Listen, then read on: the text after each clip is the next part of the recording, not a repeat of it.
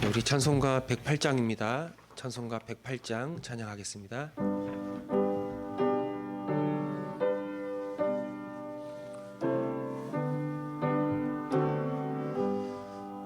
그 어린 주 예수 늘 자리 없어 그 귀하신 몸이 구유에 있네. 저 하늘 별들이 반짝이는데 그 어린 주 예수 골 위에 자네. 저 육축 소리에 아기 잠깨나 그 순하신 예수 오시지 않네. 그 귀한 예수를 나 사랑하니 새날이 밝도록 함께 하소서. 주 예수 내 곁에 가까이 계셔. 그 한없는 사랑을 베푸시고 온 세상 아기들 다 품어주사 주 품에 안겨 사살하소서. 아멘.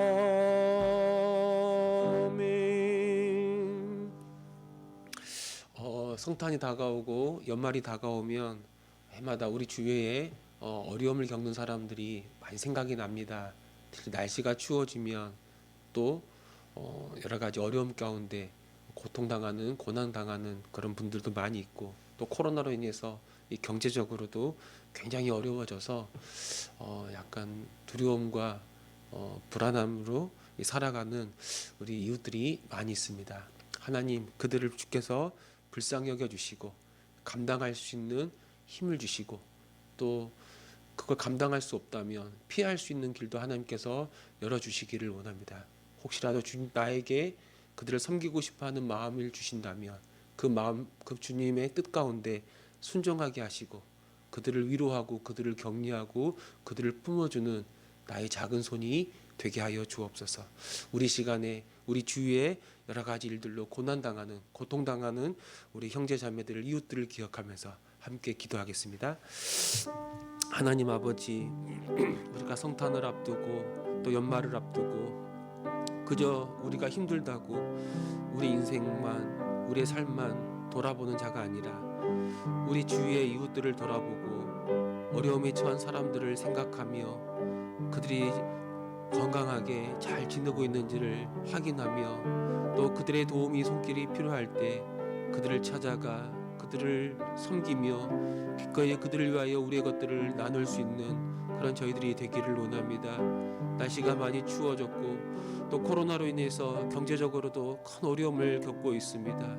하나님, 이 고통당하는 사람들 주님께서 불쌍히 여겨주셔서 감당할 수 있는 지혜와 능력을 주실 뿐만 아니라 혹시라도 이 감당할 수 없다면 피할 수 있는 길도 열어주셔서 이 어려움의 고비들을 잘 감당하며 극복해 갈 수 있도록 도와주옵소서. 주님, 먼저 나에게 그들을 섬기고 싶어하는 마음을 허락하여 주시고 그들을 가슴에 끌어안게 하여 주시고 그들을 위하여 기도하게 하시고 때로 우리의 물질과 우리의 마음도 나누게 하여 주셔서 하나님, 이 험악한 이 세상 그럼에도 우리가 살아갈 힘이 있고 살아갈 위로가 있고 살아갈 은혜가 있다는 것들을 저들도 알게 하여 주옵소서.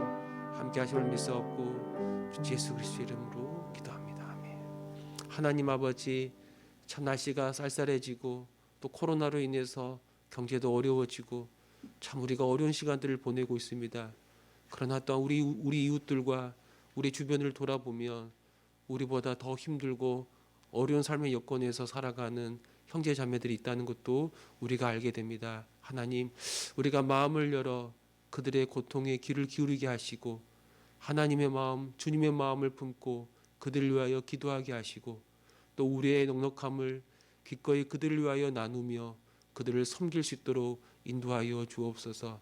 하나님이 하나님의 사람들을 위로하고 격려할 때 또 다른 하나님의 사람들을 통하여서 위로하신다는 것을 우리가 아는데 하나님, 우리가 주님의 위로를 전하는, 주님의 사랑을 전하는, 주님의 그 따뜻함을 전하는 그런 주님의 사람이 되기를 원합니다.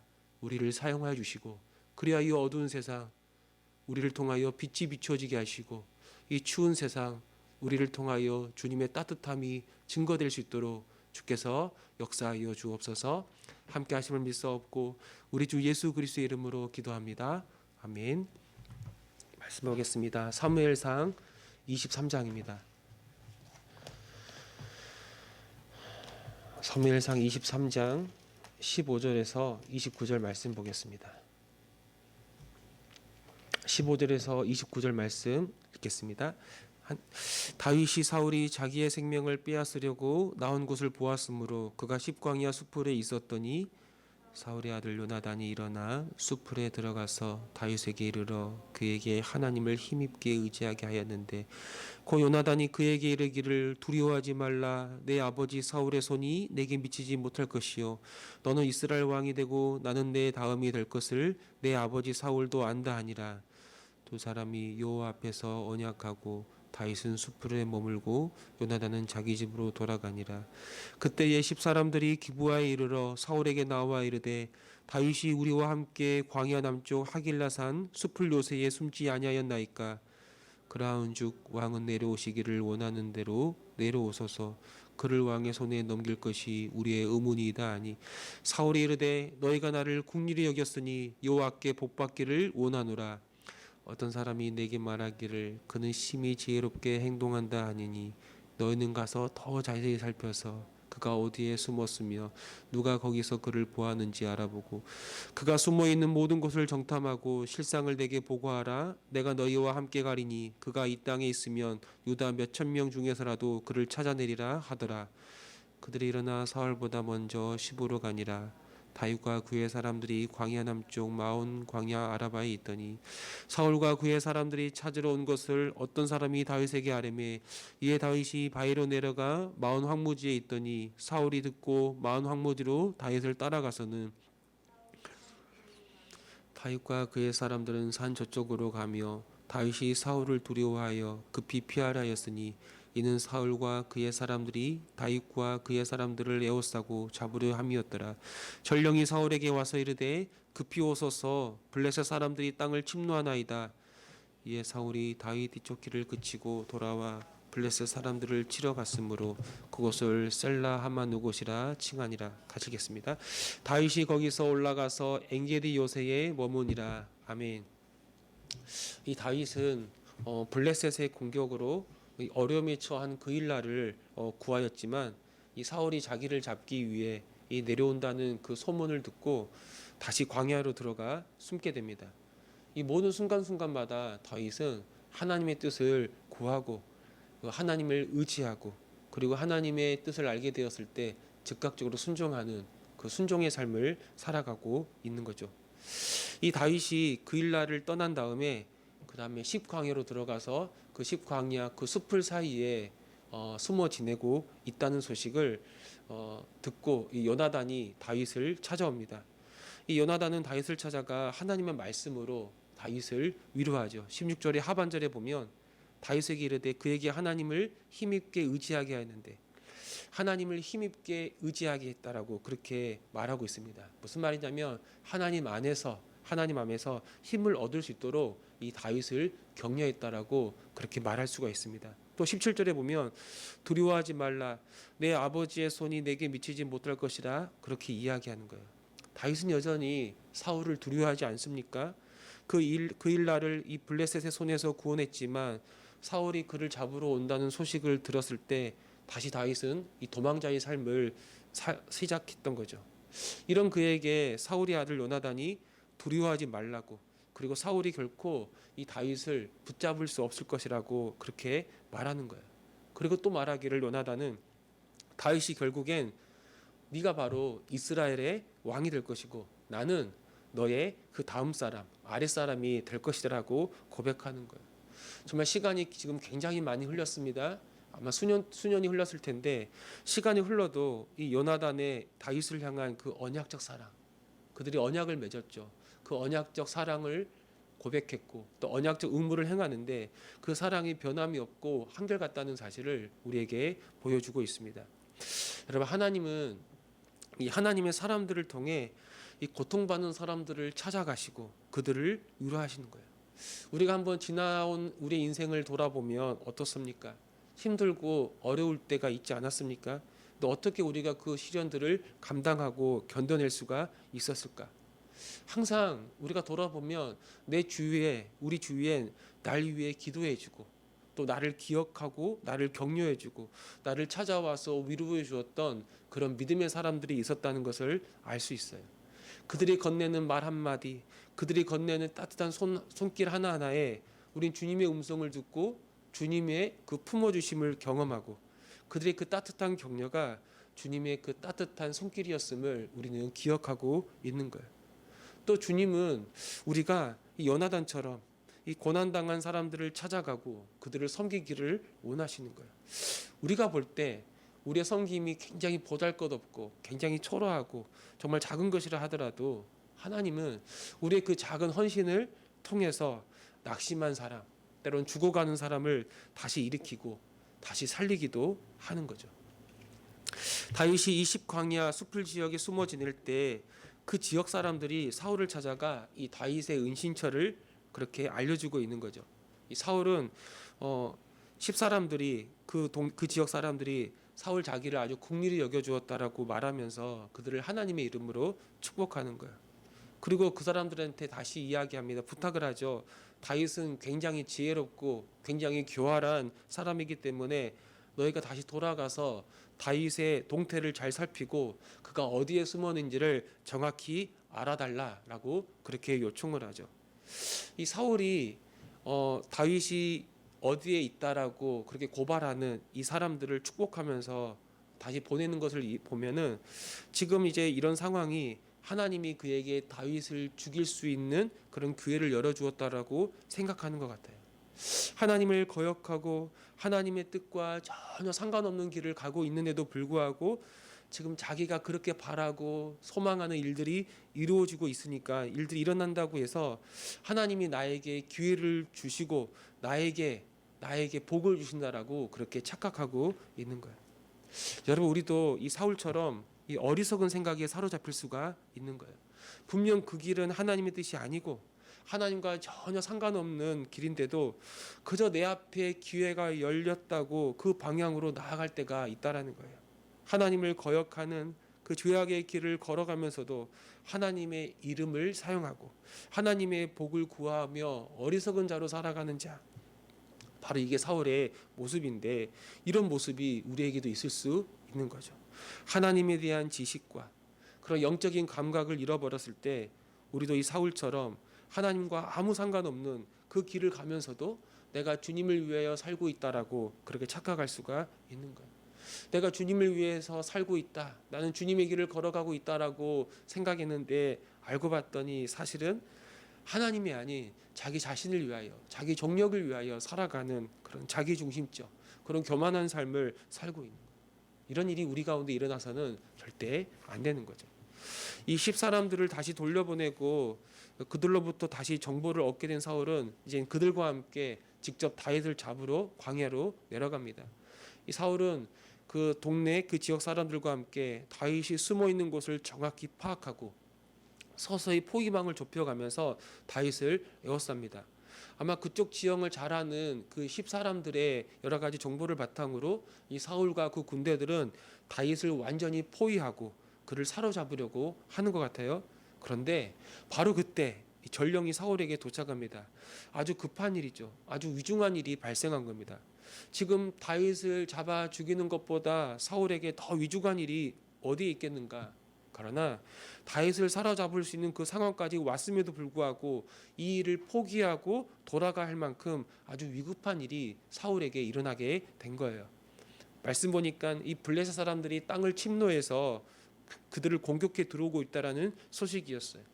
이 블레셋의 침공이 얼마나 다급한 일이었는지는 우리는 자세히 알 수가 없지만 사울은 그 다윗을 죽일 기회를 그 앞에 두고 그걸 내려놓고 포기하고 급히 돌아갈 수밖에 없었던 거예요. 성경은 사울이 떠난 그 산의 바위, 다윗을 잡으려고 서 있었던 그 산의 그 바위를 뭐라고 이야기하냐면 셀라 하마느곳이라고 부릅니다. 그 의미가 무엇이냐면 분리의 바위, 떠남의 바위라는 그런 의미를 가지고 있어요. 왜 사울은 다윗을 죽일 수 있는 이 절호의 기회를 그냥 두고 떠날 수밖에 없었는가? 바로 하나님께서 직접 개입하셔서 사울과 그 군대를 갑자기 떠나게 하시고 다윗과 사울을 분리시켜 주셨다는 거예요. 여러분, 우리가 어떤 무엇인가를 기념할 때가 언제입니까? 정말 이루어질 수 없는 정말 불가능한 일이 나에게 일어날 때 이걸 잊지 않고 기억하기 위해서 뭔가를 기념하지 않습니까? 이 셀라 하마누고 이 바위가 이 절체절명의 위기에 놓여 있었던 다윗에게 피할 수 있는 기회를 주신 하나님의 은혜, 바로 하나님의 은혜를 보여주는 그런 바위였다라고 우리에게 말씀하고 있는 거죠.